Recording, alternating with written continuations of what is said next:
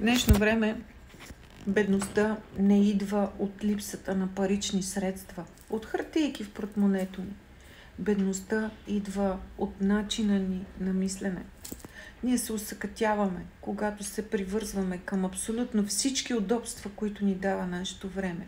Телевизия, телефони, да скролваш по цял ден, да гледаш по телевизията реалити, кой как живее, кой какво прави, а твоя живот да минава покрай теб.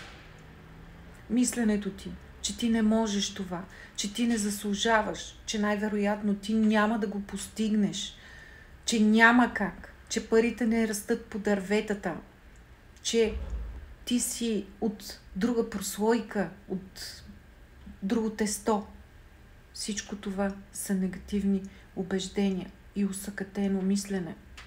Бедността е в главата на човека.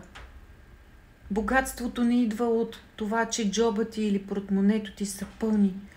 Твоето богатство идва от твоето мислене.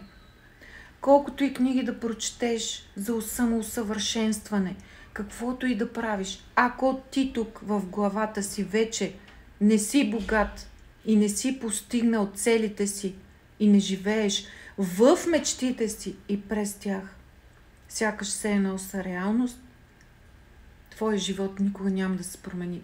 Ако щеш да работиш на 2 места, на 3 места, на 5 места, ако имаш бедно мислене, и портмонето ти ще е бедно. Но ако тук имаш богатството и тук и знаеш, че твоя потенциал е неизчерпаем, че ти си една безкрайна възможност, ти си една река, тогава ще живееш живота на мечтите си във всеки миг тук и сега.